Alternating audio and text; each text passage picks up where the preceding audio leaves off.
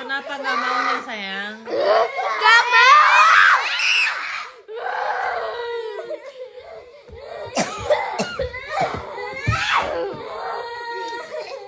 Tolong mama lah, ya. Kita biar papa kan kangen banget sama kalian. Ya.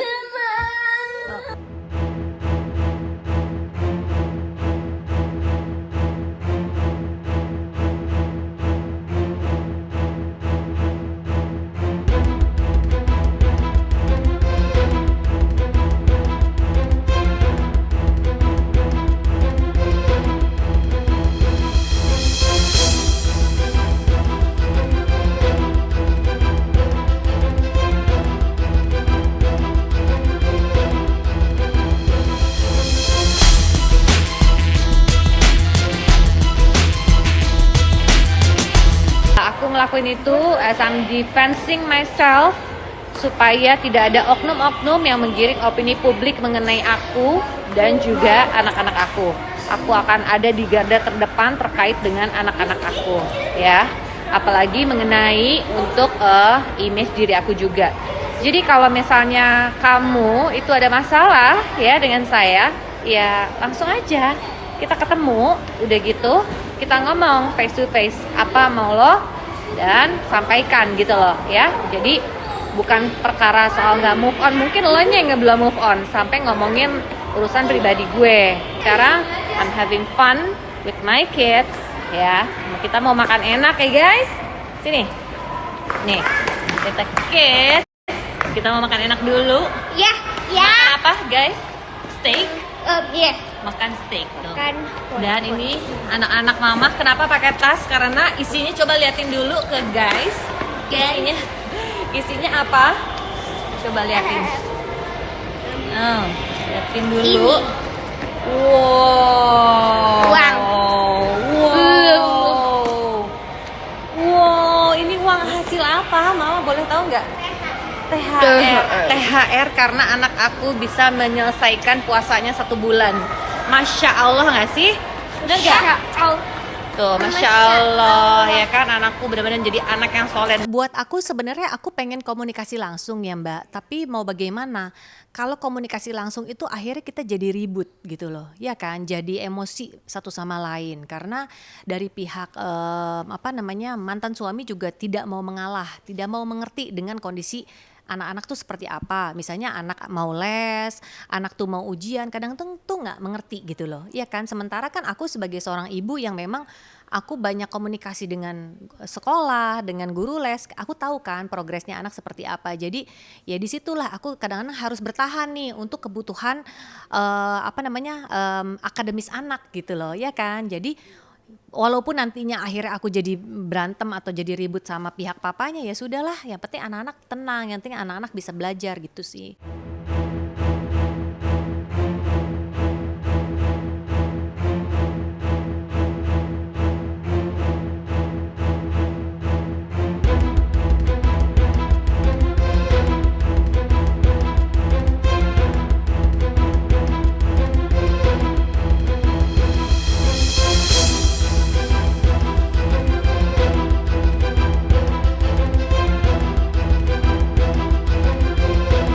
Kita ngikutin orang gitu. Jadi kita mesti bisa untuk prinsip jiwa pendirian kita itu yang kita ikut-ikutin gitu loh.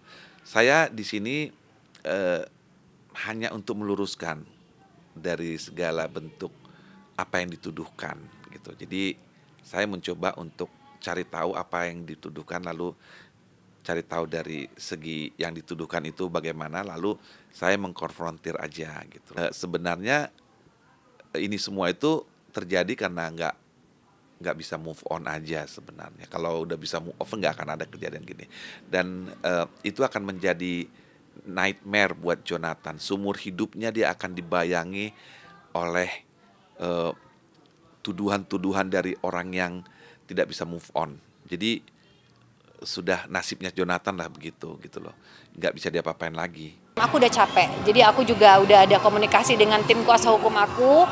aku pengen dari tim kuasa hukum aku berbicara dengan yang bersangkutan supaya ini maunya gimana nih gitu loh, kedepannya gimana, komitmennya gimana, mau apa yang mau dibayar, maksudnya asuransi kah, pendidikan anak atau apa, lebih ke sana. Dan aku juga nggak mau bikin story yang this and that segala macam, akhirnya dia membuat opini publik yang akhirnya menjatuhkan image aku atau framing aku, karena aku kan juga pengen move on dong. Move onnya dalam arti kalau aku punya pasangan, aku kan nggak mau dibilangnya problematik lah atau drama lah segala macam. Jadi buat aku kayak udah yuk kita damai aja yuk gitu loh, kan toh kita udah bahagia masing-masing, lebih ke sana sih.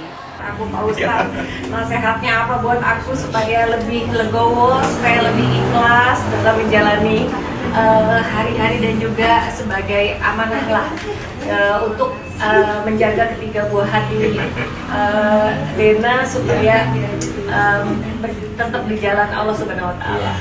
Iya, Teh Dena hatur nuhun, terima kasih hari ini sudah hadir di kajian hati. Mudah-mudahan apa yang Allah sampaikan bermanfaat dan tentu menjadi penguat buat Teh Dena ke depan. Teh Dena harus pelan-pelan sembuh dari apa yang sudah terjadi, melangkah lagi dan ingat anak-anak itu tumbuh dengan kebahagiaan.